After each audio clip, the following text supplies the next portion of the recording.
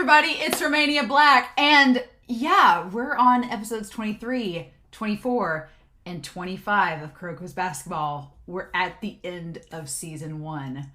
Huh. I can't believe it, if I'm honest. I can't believe it. I really thought, I did not expect us to be through this so quickly. I was like, when I was mapping out the season, I was like, okay, well, I'm doing 3 episodes a week. It's only gonna be like 8 or 9 weeks. And I was like, man, that doesn't feel like a lot of time. And it's gone by really, really fast, which granted, we still have like lots of things of Kuroko left. We have 2 full seasons, movies, specials, bloopers, and I kind of want to talk about that before getting into the comments. My current plan, I was talking on the Discord today. I'm recording a bit ahead because I'm going on, winter break from school, and I have to actually record this show at school because the files are so big. So I need to record ahead because once I'm away from school for a while, I won't have access to do that.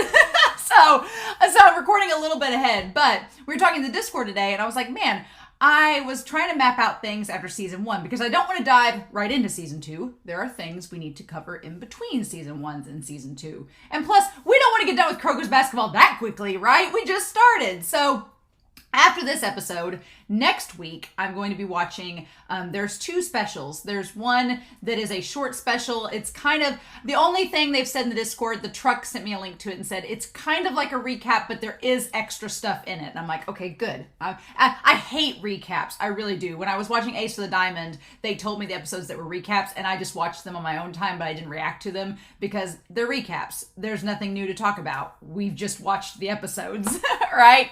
So I've been told that it's kind of a recap, but it does have some extra things. I'm all about the extra things. So we're going to watch that alongside the bloopers for season 1. The truck also sent a link to the bloopers. So thank you, the truck, for sending those. So we're going to do that next week. We're going to watch season 1 bloopers and the special. Then the following week, we're going to actually be doing the season 1 character songs, which I will be reacting to because I've been told I need to react to those. So we're going to do that. And then we possibly will be doing, the truck has also been finding like audio dramas and doing translations for them from season 1. I want some audio drama fun. I love audio dramas. So we're going to do that. And then we're going to dive into season 2. I am not going to be watching the recap movies. Sorry. Because I've been told in the Discord that they are literally just recap movies. They're just recapping the season and contextualizing it into a movie. I'm not about those. I've heard the last movie called The Last Game is obviously one you need to watch, but the first 3 movies, and plus I was told that the first recap movie for season 1 actually has season 2 content. I'm like, why would you spoil that? So no, not watching the recap movies, but I'm going to be doing the bloopers, the special, and then the character songs, and possibly the audio dramas before we dive into season 2. So we'll start 2023 out with season 2. That's pretty exciting. I like that. Starting a new season out with the new year. Awesome. So, and Discord has been really nice with Patreon for helping me to find links and making sure that I don't mess up a second time. That's the goal. I'm going to be going to Patreon to ask for help so that I don't click on the wrong link because the internet is dark and full of spoilers. Speaking of which, let's talk about the comments that we have before we dive into these episodes. Anime Lover 3940 on Twitter, as well as Ifat Bushra Suhi, you guys may be the same people, talked about how one of the characters on the series, and I'll show you all pictures that I was sent on Twitter, of Tanemaru, who plays for one of the teams that we watched way back mid-season. Their voice actor is actually the same one as Dabi from My Hero Academia, and I love Dabi, so they were like, hey, we know that you simp for Dabi. I do. And they were like, here's this other character that's voiced by the same VA. I'm like, awesome. So thank you for sending that. I really appreciate it. RGRYT noted that there is kind of a translation issue, that the generation of miracles, the word miracles in Japanese doesn't exactly mean that, which I think is kind of cool. If you translated it exactly in Japanese, it would be generation of rails, and rails referring to destinies, or what is destined. So that kind of reminded me like a train, like they're on a specific route via train to get to their destiny. So that was cool. But it also kind of ties to what is their fate going to be. So it's a generation of what is their fate, where will they end up going to? So I kind of like that. It's interesting. It kind of connects to the fact that they've all gone their separate ways. Now where are those ways going to take them? So I thought that was pretty neat. So thank you, RGRYT. I really appreciated that. Anime Annie, I was talking about the Aomine and Kyoshi ship a few sets ago, And Anime Annie was like, well, it's really sad. There's really only 3 Aomine and Kyoshi fanfics on AO3. And I was like, only 3? Get on it! So, fanfic writers, if you like Aomine and Kyoshi, get on that ship. I need some fan fiction, please. Which is hilarious because we've not seen those characters interact at all. They literally have never played each other to our knowledge. We don't know if they've ever met before, but yet I'm already shipping them. So, which, to be fair, let's be real. We ship Aomine with everyone. Aomine, I thought Kuroko was shippable. Aomine may be the most shippable character in this series. Like, literally everyone works with him. He could even be shipped with Riko. She'd probably, like, slap him, but they could be shipped, you know? So that's funny. Alexander Q talked about, Alexander Q was really nice and was like, hey, rather than going to this one site, maybe you could go to Anime B or Animix Play. And I was like, yeah, I'll go ahead and tell y'all that next week the sites the truck sent me, it's the boob site. Hopefully, I'm just going to call it the boob site. I don't want to tell its name, but y'all know what I'm talking about when we get to it. I can't. It's just the boob site. Hopefully we won't have a strategically placed boob anymore. But that is good to know, Alexander Q. I will ask the Discord if maybe those sites have those specials on them just to be safe. And maybe we won't have the boob site next week. But just brace yourselves.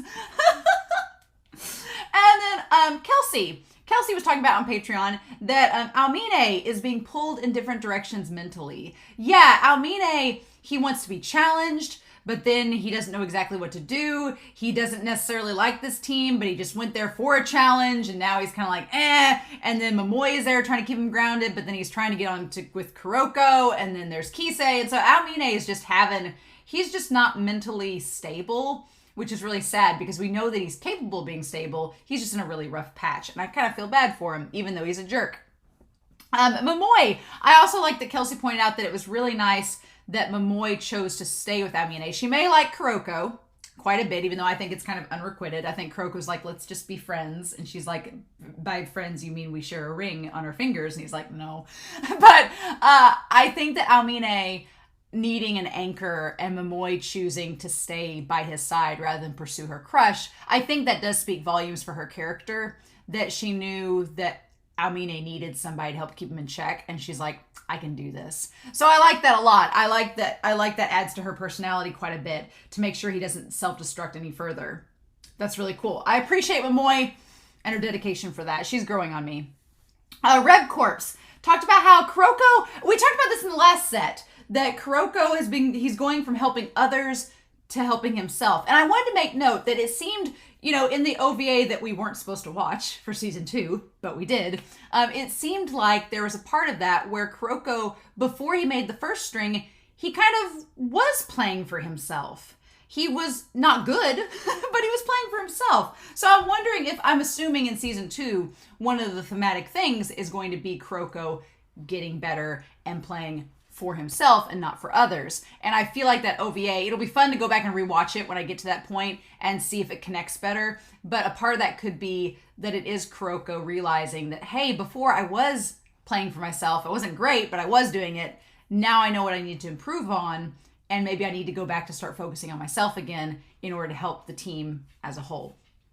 I thought that was really cool. And then finally, I had a couple things that were given to me. Mob 12 and Bella commented about this information that's apparently from the manga, and I hadn't said anything about the manga at this point because it hadn't really crossed my mind. I'd commented on a few people on YouTube, but I never really made an official thing about it, and I was like, oh, I need to say something about this before it gets out of hand. So I do have 2 pieces of information that apparently have come from the manga or interviews with the mangaka. They're not really spoilery, but my thing is I worry that I was going to find them out later in the series, and I don't know. Here's my thing.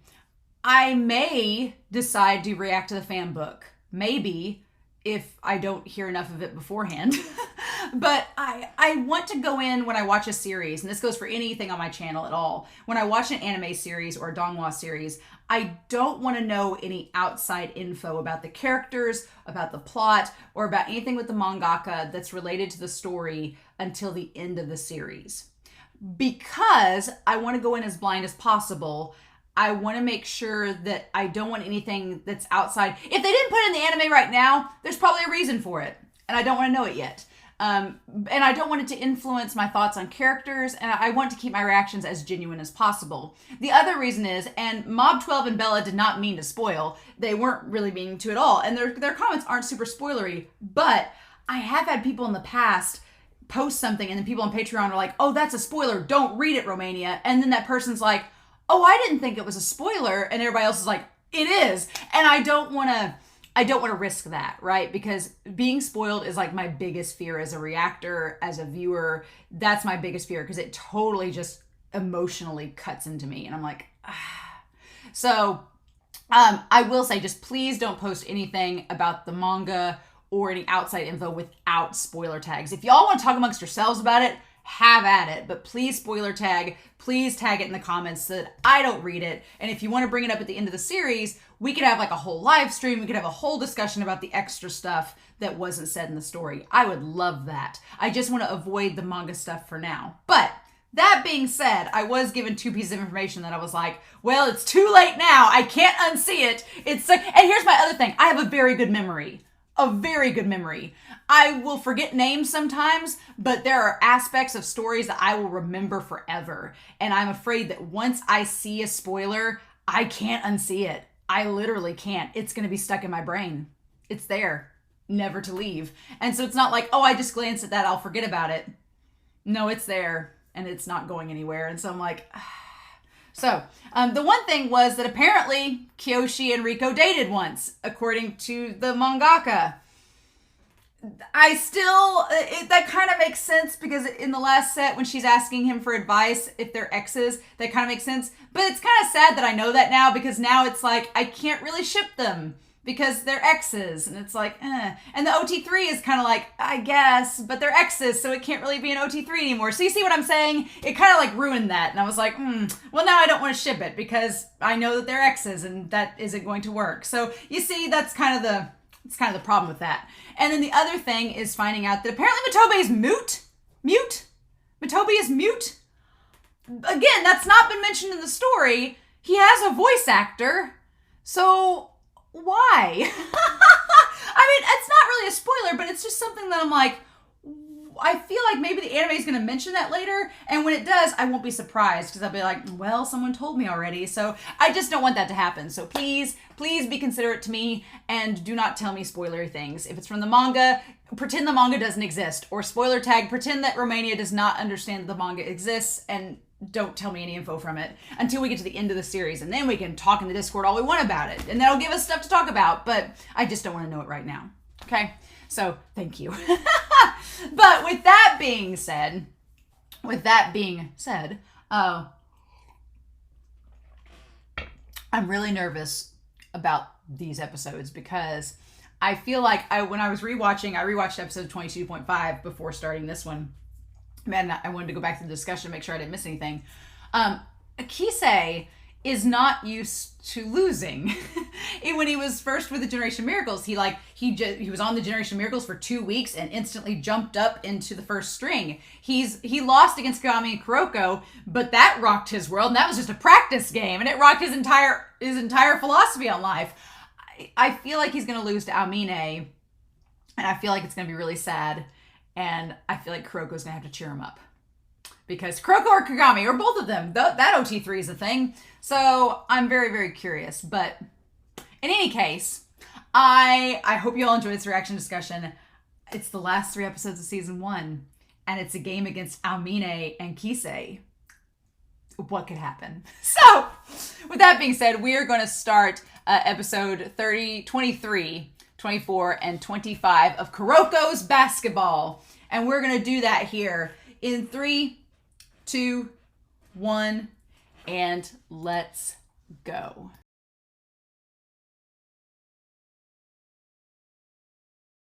Oh, God. I felt like I was playing alongside them for these last 3 episodes. I was like, by the end of the second one, by the end of episode 24, I was like, I feel kind of drained. And I was like starting to feel tired. And I was like, no, you guys snap out of it. We got 1 more episode to go. Oh, man. I feel like those last 3 episodes could have been a movie together. That was a great way to cap off the season. That was a great way. And man, I give Kaijo credit because I owe them an apology. I did not think this game was going to go well. I thought they were going to get handed to them. I thought that Aomine was going to be like Kise, but no. Although Imayoshi, we'll talk about him and his cryptic, like making Aomine out to be the Frieza of this saga, which maybe no, I don't think so. I think if we're doing Dragon Ball Z comparisons, Aomine is Vegeta and Akashi is Frieza. I have a feeling, right? Or maybe Aomine is Frieza, but no, I don't think so. God, these episodes were so good. The animation too. The animation, they saved their budget for these 3 episodes. I took so many screenshots. Like the Discord's gonna blow up with all of these because I took so many. I was like, yeah, it's great. It was absolutely great. Oh my word. Well, before we get last set of episodes, I nearly forgot the end cards. I was so like, oh my gosh. I do want to make note about this ED picture. We finally get the shot of all the teams together, which was wonderful. So in this practice game, we had 4 teams, right? And I finally got them all figured out. So we had the Glasses squad in the red. We have Adorama, and we have Imayoshi, and we have Hyuga that are all together, which that's a pretty deadly squad. They're all the shooters, right? The shooting squad, right? But then you have over there, you have like the sweet beans. You have the kind of snarky, maybe a little bit cynical diva shooting point guards over there, shooting guards with Midorima and Imayashi and Hyuga. You got them in the red. Then over in yellow, you have our cinnamon buns, our best boys. You have Kasamatsu is a damn best boy. We'll talk about him. Best boy. I freaking love Kasamatsu so much. But we have him, Hiyoshi, and we have Sakurai. Best boy squad. I want Team Yellow out of all of them, I think, because they would be the best boy squad. I would want to hang out with them because they would just give you hugs and praise. Except for Sakurai be apologizing, but we'll accept it. Then you have like the kind of the weirdest squad of them all, right? Where you have, it was Izuki. I kept thinking it was Takao, but it was Izuki, and then Kise with number 2 and Kuroko, which makes sense now after episode 24. Makes sense, right? And then finally you have Blue Squad, Takao. Oh my god, you have Kagami and Aomine who are just sitting there like sparks flying, and then Takao's just like, isn't this fun? I love that. I love the teams there. It's just, what I love is when sports anime like pairs up people in ways you wouldn't expect, and this series does it. But y'all, the shipping has not let us down, and neither have these end cards, because the first end card we get is, it's our OT3. It's a new OT3. New OT3. Y'all saw it coming, and that is Kuroko and Aomine and Kise looking very happy together. It's just, now they all 3 are a trio of exes. Even though I don't think Kise and Kuroko were ever together, they were a trio of exes. Kise and Kuroko have something they can now bond over, and it's that they are both Aomine's ex, like you do. But then the second end card, just fueling the ship of Kise and Aomine together. Y'all, I said in the last reaction, I was like, I can imagine that I'm going to be shipping these guys a lot. I ship Aomine. Here's the thing. Up until Kise's breakup with him mid-episode, episode 24, I was shipping them so hard, but now they're exes. Now they're officially exes, and the Kasamatsu's back on the bandwagon. Oh my god, it's great. It's absolutely great. I will talk about this whole dynamic with everything. And then the final end card is so cute. It's everybody from Siren together. And I love Nagani's like doing the peace signs, and Kyoshi's like tall there, and there's Riko and everything. I love it. It's so cute. In the middle you have Kagami and Kuroko.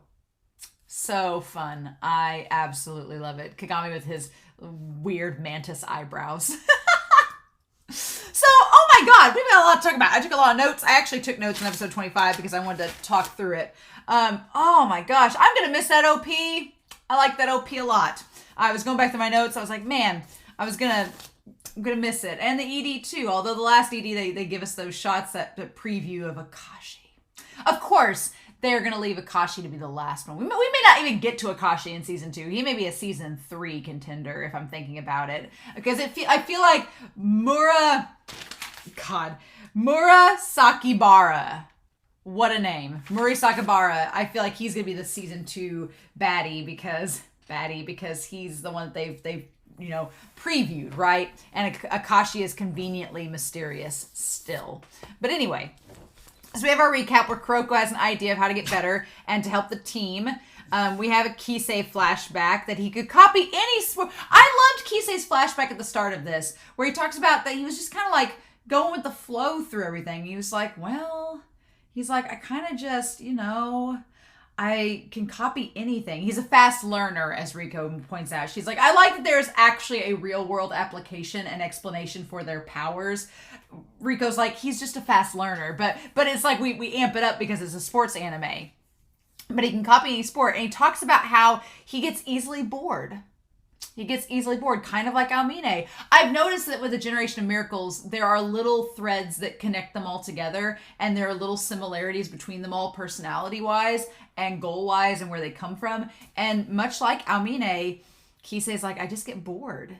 Because for him, things come easily. He's like, style, athletics, grades. He's like, I kind of just half-ass it because I don't have to try. He's one of those kids in school that just naturally gets it, and he's a quick learner, so he can just kind of like slack and be like, I don't really have to try for anything. He's like, I really just want to challenge, but where do I even start? He's like, I master pretty much every sport that I come up against. And then that's when he meets Aomine, who gives him that challenge he's been waiting for, right? Which is great. And Aomine, we get sweet Aomine. Like I was wondering if we would ever get any flashbacks with Aomine leading up to when the season 2 OVA was supposed to be, that would show us his personality before he essentially became an asshole in high school and became apathetic. And we do, because when he first meets Kise in middle school, he's like, oh, hey, you're that famous model. Like, he's so kind to him and nice and like praising him. And then we cut to the end of episode 25 where he's like, I don't want to talk to him. He's a loser. And it's like, Aomine, oh my God, like how much you've fallen, right? And he's so much nicer. And it's so sad because we see this moment before he was disillusioned. And unlike the OVA, and also unlike episode 22.5, when we saw like the skate the infinity thing where he like was flying over Kise and Kise was like with stars in his eyes, we actually come to find out in this episode that Kise has known him for longer than that. He's seen him multiple times and has kind of grown to admire him throughout the course of their playing together in middle school.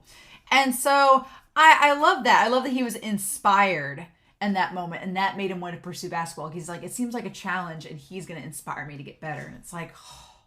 But yeah, Kaijo puts up a great fight.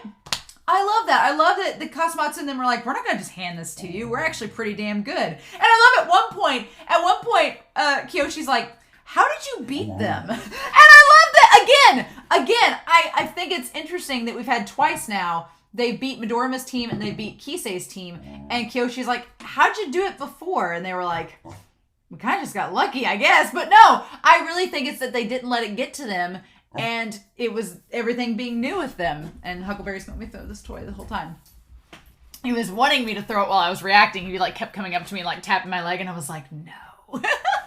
And now I feel bad. So I'm not gonna fight him too hard now. But yeah, Sakurai looks terrified in every moment of these 3 episodes. I got to the point watching the reaction where I would look specifically for Sakurai to try to see what his reaction was. Every time the animation was just like he just like, it's great, the consistency. I was like, oh, they made him look terrified every second he was on the screen, and it was kind of hilarious. But yeah, Kasamatsu, I love the animosity, the like little jabs that Kasamatsu and Imayoshi kind of like give each other, where Kasamatsu's like, yeah, what of it? And Imayoshi's like, well, what of it? And so it's just like them going back and forth. And Imayoshi has these cryptic monologues throughout the entire set of episodes, and Kasamatsu's just like, can you just stop? Like, it's actually great. And then Kaido's number 10, Hayawa, is that his name? But him just being this big lug and just trying to get all the rebounds. I like him a lot too. I like Kaijo's team. They're a lot of fun. They are very much like Siren, where they're all about teamwork and they're like, let's band together, gang. And yeah, they lost this game, but they're still like this big unit. Whereas you cut to Toho and they may have won, but they're not nearly as connected. Like, Aomine doesn't even stay, like, post to, like, for a locker chat. He's already out, right? And I don't know. I think Momoy had left as well, probably to keep track on him, right? But Kise, like, admits, it's interesting. Aomine says that Kise started to think like Tetsu and was like, oh, did your heart change because you lost to him? And Kise's like, yes, I did find the power of the Nakama. It could do wonders to you, Aomine. Maybe you won't be such a grump, right? And he says, yeah, I have acknowledged Kuroko and I want to make Kaijo better. But he's like, look, I do care about my team now. I have learned a thing or two from Tetsu. Sure. But I don't care what's considered correct or incorrect. He's like, I still want to beat you. He's like, I'm not mature enough to play basketball for logic and reason over instinct. Which is kind of a cool line. Kise's just like, I'm not, you know what? You may think I'm weak, but I'm not. One of those moments. I like it. And then him blocking Aomine. They went to such extremes in this episode. I was like, oh my God, Kise, what is happening? Like, oh my gosh. So, they know each other better than anyone. Of course they do. Like the shipping was just off, like the sparks flying, the shipping, it was off the rails this episode. But yeah, Momoy, she tries to show the data to Aomine, but he's like, nope. He's like, I don't want to see it. He's like, I like that Aomine is like, I don't want your data. I don't. And there's a part of it that's very consistent to his character because Aomine is just enough of a jerk to be like, I don't need your data. But then in the same vein, even while he's a jerk, he's kind of saying like, I don't think that's right. I want to face them on equal terms. It's like respect for Aomine. The coach isn't worried. And then Aomine gets revved up. Like they say that Aomine, he's kind of late bloomer. He just like, he has to get warmed up, revved up. And then once he is, then you stand back, right? It's like a chainsaw being fired up. And Imayoshi knows it.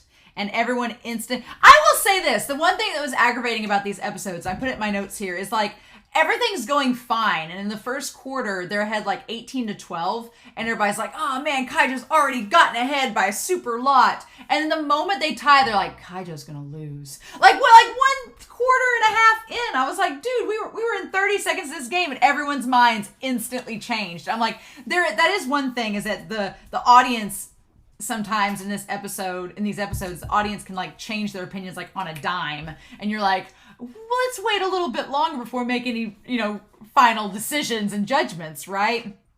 But Kise's not giving up. And he asks if they can use, at the end of episode 23, the move he mentioned at the start of the game. Which I was like, what are we going to do? And then we find out, right? So episode 24, I freaking love episode 24 and 25. They are both really good. They are some of my favorites from this whole season. Oh my God. Episode 24 is fantastic. Kise's plan is to copy Aomine. And that's so funny because it's interesting. I hadn't thought about it this whole time. I was like, copy him? Well, haven't you been trying to do that from the start? But it didn't click. And then it's like, no, he hasn't actually. And he says that he couldn't copy him before because you can't copy someone you think is beyond you. And I'm like, shut up. It's like, are we going there? Are we going there? Yeah, we are going there, aren't we? Because Kise's like, I just looked up to him this whole time and thought he was untouchable. And how can I learn that, right? But then he's like, I figured out what I have to do. I've got to break up with Aomine. I've got to let him go. I got to be like, I got to stop looking up to him and believing that I can copy him. And it's like, I'm like, are you kidding me? Are you kidding me? Yeah, he's like, and he decides to break up with Aomine right in front of our salads, right on the court, decides to do it. And I love that at the halftime when he's decided that he's going to copy him and he's made it known, he has to go wistfully stare across the bridge to like think upon his decisions. Like, is this really what I want to do? Do I really want to break up with Aomine? Is this the right path? And then Kuroko shows up with number 2. I like narrative-wise that it makes sense for Kuroko to be there by himself with Kise because he took number 2 out because he snuck him in and he took him out to his bathroom. It's a clever way of letting Kise and Kuroko talk to one another without it seeming like a plot contrivance of, oh, how'd he end up that way? Oh, well, he took the dog outside. There's only so many places you can go right next to the gym. Makes sense. Makes perfect sense, right? But Kasamatsu and the others, it's interesting what's interesting really here is that Kasamatsu and the others on Kaijo, they have been baiting Aomine for fouls, which I thought was really interesting. And when you go back and rewatch the episode, yeah, it's clearly been baiting him this whole time. But what I liked about this show is that it didn't draw attention to it. It didn't do the like, look, they're fouling Aomine. Like they don't treat their audience like they're dumb. They cleverly put that in slowly. I mean, it was right there in front of us. But then when it all adds up, you're like, oh, he does have 4 fouls. Wow, okay, that's cool. So I liked it. I liked that this show didn't treat its audience like it was too dumb to get it. And it also didn't want to spoil it for the audience. It let it all build up naturally and then boom, exploded on us, and it was really, really good. But yeah, but no one noticed. And Imayoshi, I liked Imayoshi telling Kasamatsu when he's walking away, he's like, wow, you baited us with all those fouls. You sure you're not the bad guy? Because yeah, it's easy to think of Toho as the villains of this game because they're in black. They got Aomine. They kind of have this ominous presence, right? And they're the champions to beat. They're not the underdogs at all. And so it's easy to make them like out to be the antagonist. But I like Kasamatsu's like, what, you think we're the good guys? I love that. It's like two like anti-hero, morally gray teams fighting one another. Like Siren is like paragons, right? Paragons for sure. And then Aomine is like renegade for life over here. Right? So it's great. But Kasamatsu doesn't deny it. And we finally saw Imayoshi's eyes. I can't believe I was saying that in the reaction. I was like, we never see his eyes. And then he does that one shot at the end, that crazy shot, and we see his eyes like just kind of staring. It's great. We get the animation in these episodes. I was just like screenshot, screenshot, screenshot, screenshot, like over and over again. I absolutely loved it. So the coach of Kaijo, what I really liked is that when they were talking about him copying, I love how much faith the coach has in Kise and was like, yeah, he says Kise may be worse than Aomine now, but he has just as much potential. He's like, if I had the choice, I'd still pick Kise, even if he loses. And I kind of like that. And I think that speaks for what a lot of coaches, because Kise is someone that will pay attention, that is a fast learner and is willing to learn. Aomine kind of already thinks he's got it in the bag. He's like, nobody's a challenge, so why do I have to even try? Like, he's just kind of given up, right? And Kise's gave him the best run for his money so far, but in the end, he still ends up beating him. So, I mean, I would imagine Aomine would be like a coach's nightmare because he one, he thinks he's really, really good, which is a problem. But 2, he is really, really good, which is a problem because it's hard. It is, from a coaching standpoint, it's hard to discipline somebody when they are successful. Like, they may have a bad attitude and you don't like the way that they're doing things, but when they're delivering the results that you want, as a coach, you're like, well, you're an asshole, but you're doing what needs to be done, so what do I do, right? And it's interesting to see that the coach for Kaijo is like, no, I believe in Kise, and I'd still pick him over anything. That is the thing. I feel like Toho is the perfect team for Aomine because I can't picture a lot of teams dealing with him. I could see him going to other teams and the coaches be like, I don't want to deal with you. And it's a question of how much do they want to win and how much do they care about the player themselves. So that's all fascinating. But then Kise thinks is going to take up most of the second half to learn to copy Aomine, which he's worried about because they've got to try to defend for that long. And they're behind right now. But it's interesting.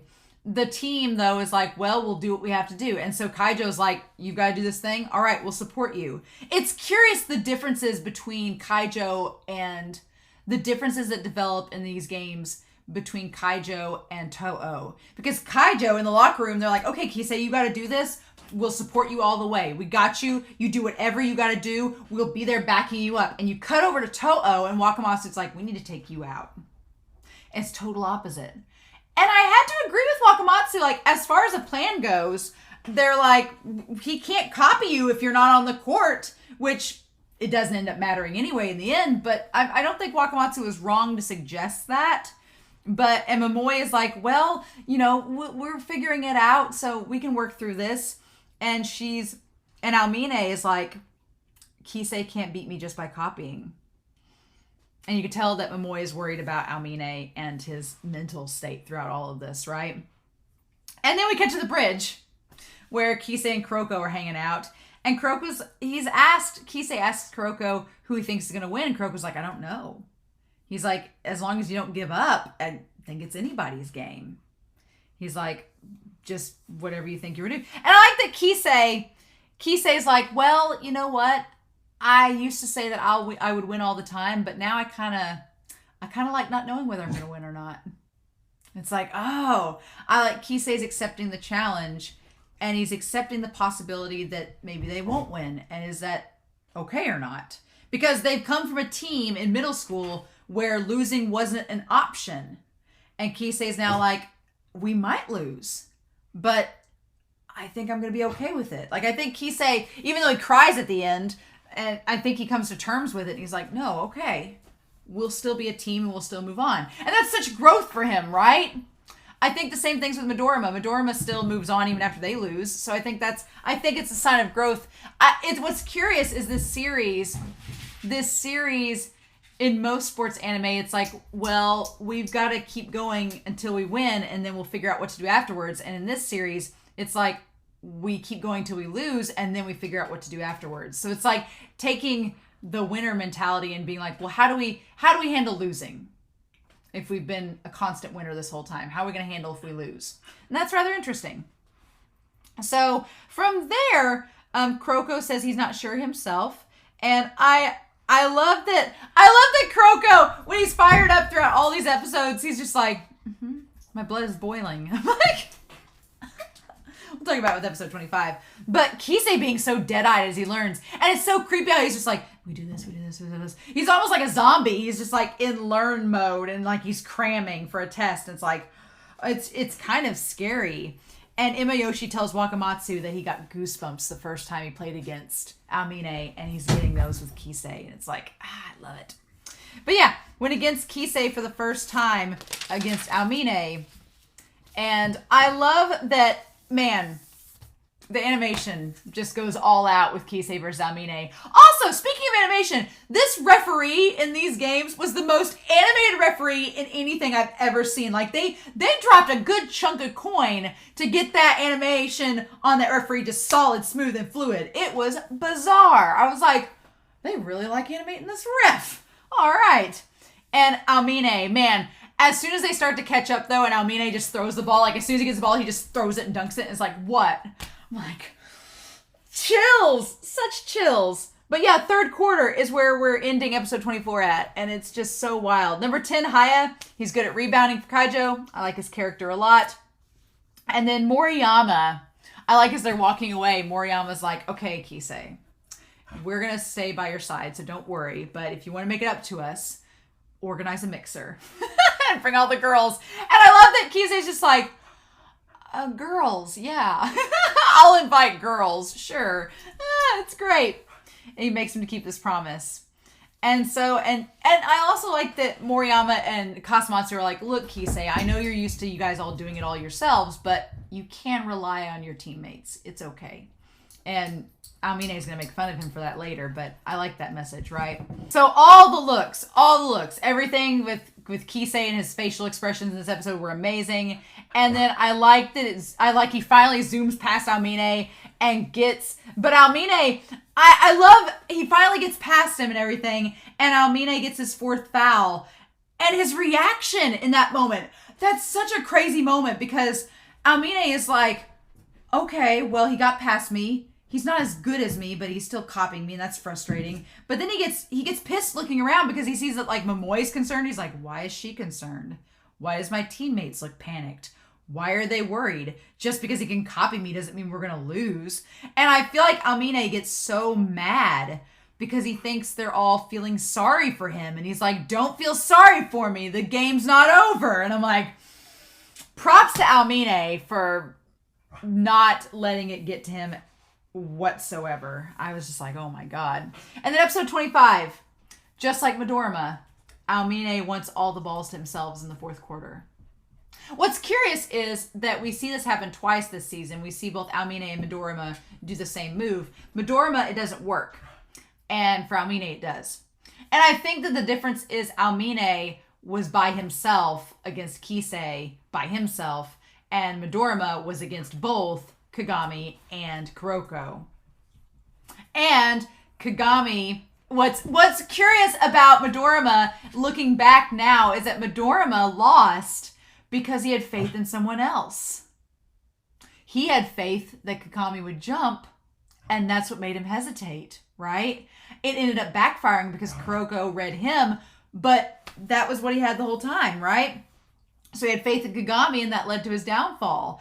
Likewise, Kise had faith in Kasamatsu, and it led to his downfall. So maybe Aomine's onto something. Maybe we just need to be a bunch of loners and a bunch of jerks, and then we'll win every game.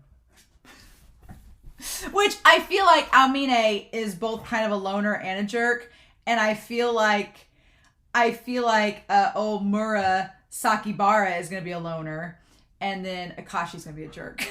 I just feel like that's going to happen, right? I feel like that's likely. But anyway, so the two teams, like, I like also in contrast, we have the two teams and how they're handling going into the fourth quarter. You have To'o that want to take Aomine off of the court. They want to get him out of the game, but they realize that nobody else can go up against Kise in this moment, so they need to keep Aomine in. Versus Kaijo that absolutely believes they have to keep Kise in. They don't even entertain the thought of taking him out. They're like, we need you. So I thought that was really interesting. But Kise and Aomine, they copy each other. That whole sequence was crazy. Them just copying back and forth. But I was like, Kise reached his limit definitely before Aomine. He definitely reached it earlier. And there was a moment where they did the close-up of his leg, and I was like, I thought for a second he was going to like start limping or something, and I was like, but it was just him reaching his limit, right? And then there was a moment, right? So they kept going, and there's this they're 8 points behind. There's an 8-point gap, and that is one of the most frustrating gaps because, like they said in the episode, if you fired off a 3, you're just down by 5, and you just need a 3 and a 2 to catch up. If you do a 2, you just need 2 3s. So it's a situation where, yeah, you could totally catch up from that, but it's a delicate balance. If you mess it up and the gap gets wider, there goes your chance. And so they have this chance here, and I just loved Aomine and Kise going full-blown light Yagami and L back and forth banter, like, well, what if he does this? But would he? Because he may think that I think that he's going to think that he's overthinking, so he may go left when I think he should go right. So what would he actually do in the situation if he thought that I knew? That it was just like, I friggin' lost it. I loved it. But Kise, he goes up to face him and do the move, but then he sees Kasamatsu's open. And he decides to pass it to him. And Aomine does that spin and just knocks it out. Ugh. And Kise doubts himself for just a minute. And that's when Kasamatsu's like, hey, don't give up yet. Just because we lost that chance doesn't mean it's over. So sweet. And they got so close. And Kise comes to grips and says, yeah, we might lose this game, but it's fine. But it's fine. My team, I've grown with my team. And I love that he tells Aomine, he's like, I wouldn't be here without them. He's like, yeah, I may lose. Yeah, I may rely on them and you don't like it. But he's like, I wouldn't be where I'm at now without their help. And it's like, he gains the power of understanding teamwork, right? And so he chose to, and Aomine teases him because he chose to rely on a weaker teammate. But in the end, though, and I got so frustrated, right? Because we saw, like, finally, it all hits Kise and he collapses on the ground. And he tries to get up and he just slips and can't do anymore because he's completely exhausted. And Aomine was standing right in front of him. And I kept waiting for Aomine to reach out his hand and be like, well, get up and try again next time. But no, he's an asshole. He's an asshole. They broke up. And so he's like, and just leaves. And I was like, and it's Kasamatsu that reaches down. And I love that he reaches down to grab his hand. And then Kise's like, I can't move. And so he just scoops him up. And he carries him away as he's crying. And I was like, when we didn't see him in that lineup, I was like, he's gone back to that locker room to break down, hasn't he? So he's not doing it in front of everybody. So he can seem like the tough captain. I was like, that almost got me. I was like, oh, you're joking. I was like, just so sad. And then Ibuyoshi, he's like, hey, he's your former teammate. Think you should say something to him? You guys just fought an all-out brawl, as they called it, in front of each other. And Aomine, being a true asshole, he's like, winners don't talk to losers. Which, that's the saddest thing, because it's so self-destructive, and Aomine keeps he keeps on scooting himself further and further away from people because he doesn't want to talk to them because they're not winners. And that's so sad. It's like, dude, you really do. And Imayoshi makes the comment in the locker room that after he's left, he's like, well, that soft part of him is the only thing keeping him from reaching his final level. I was like, what is he, Frieza? He's got different levels that he can achieve. Really? I was like, what is this? What is this? And then Kasamatsu stays back to cry. And Siren realizes they have a long way to go. I love they all kind of look at each other like, well, you saw that BS, right? We've gotta face that this winter. Oh, cool. I like that they're like, okay, we can do this. We got this. Kagami defies all logic. He stays optimistic no matter what. And I love that about his character, right? And so, of course, we don't see Akashi. Of course, they don't let us stake around and see the other games. Of course not, because we got to save that for season 2, right? We got to do that for season 2. But we have Akashi. We got the name drop. He's the one with the 2 eyes, the creepy one. And then Murasaki Bara. Murasaki Bara is interesting. We'll talk about him in a second. But Kagami wants to stay and watch the games. And Hyuga's like, well, do you have money to pay for a hotel? Also, we need to get Riko back home by 10 because otherwise her father will kill me. Riko and Hyuga, OTP, right? He's going to be puking on his wedding day. That's where he's going to be at. And so then Midorima, I love Takao was like, so you watched the game too? Midorima was like, how'd you know it was me? And he's like, what's hilarious though, and I said this in reaction, is he wears those stupid glasses and that's like the only bit of his disguise. What if it actually does work on the Generation of Miracles? But it doesn't because Kise recognized him, so never mind. I thought it would be hilarious if it actually worked, and Takao was like, but no, Kise saw through it, so never mind. But Murasaki Bara, whose name I need to say in full to help memorize it, Murasaki Bara, what a name.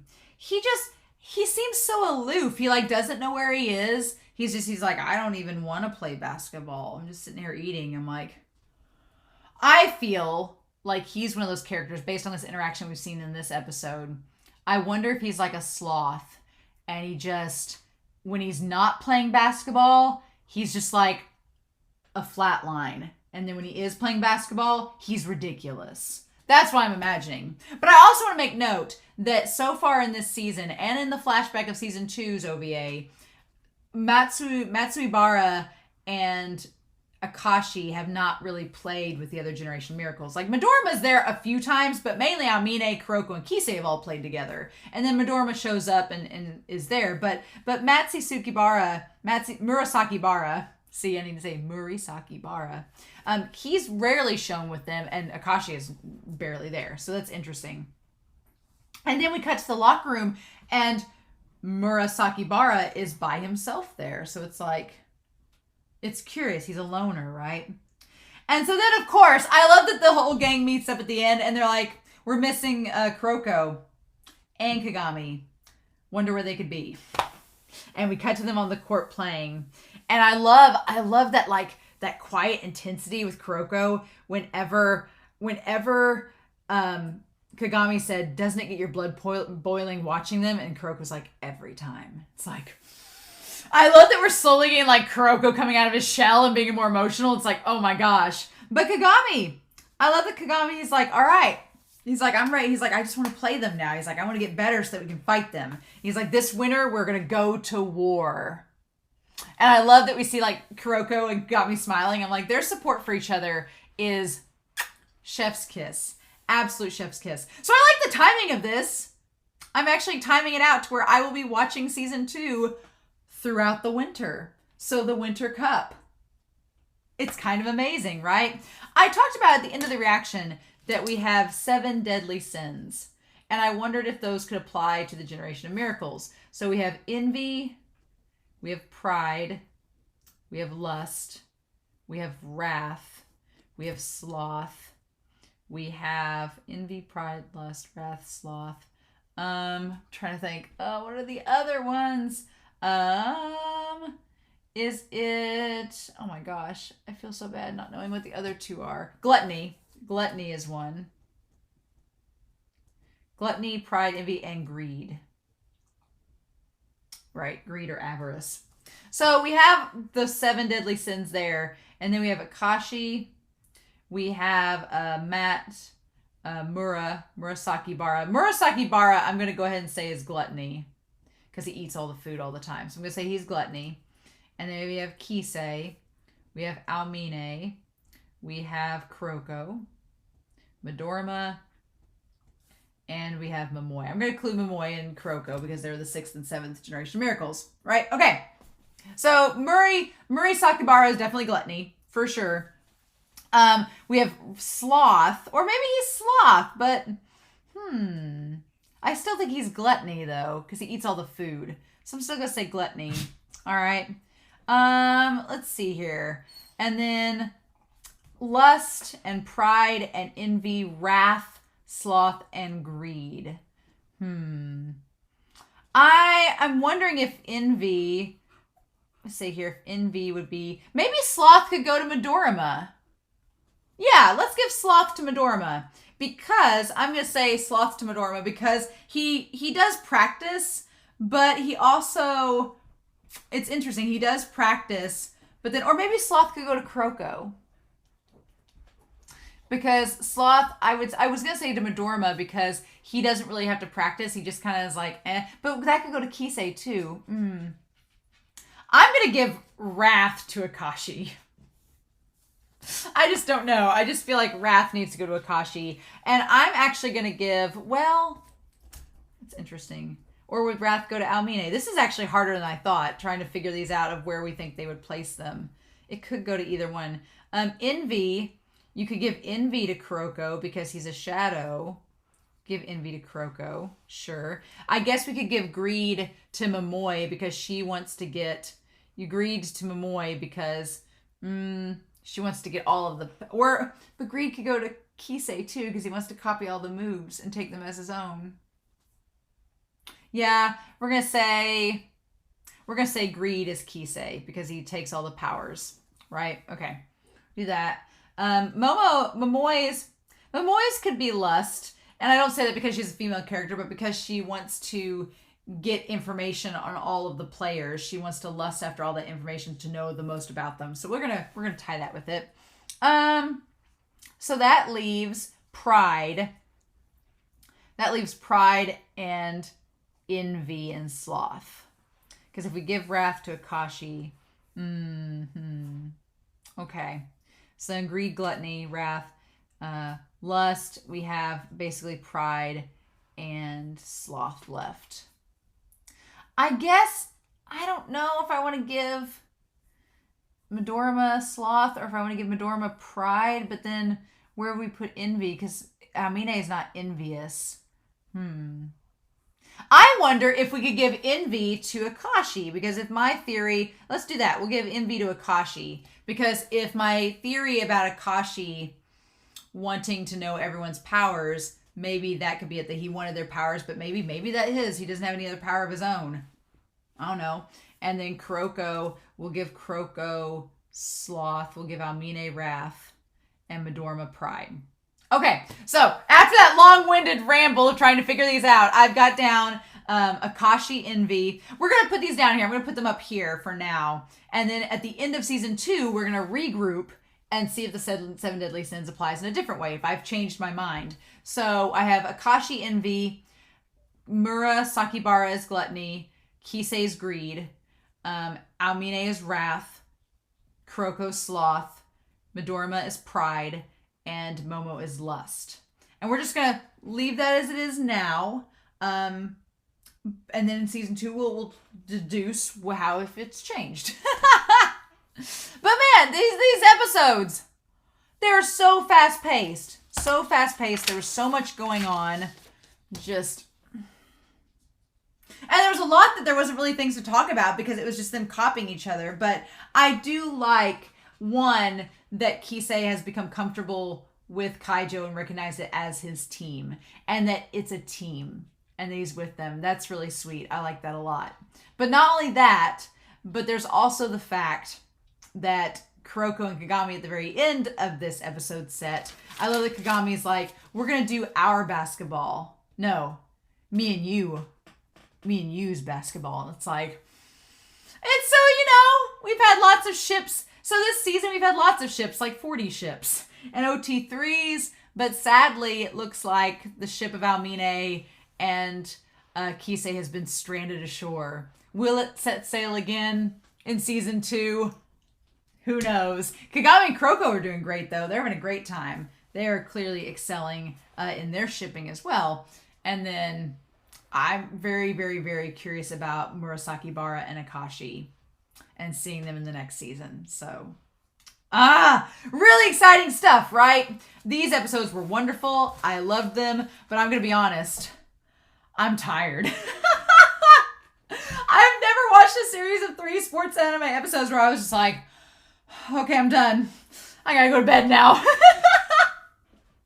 But I'm so excited. So we're not going to go straight into season 2. We're going to take a little mental break ourselves, right? Because after those 3 episodes, I feel like a mental break is in order. And it's the holiday season.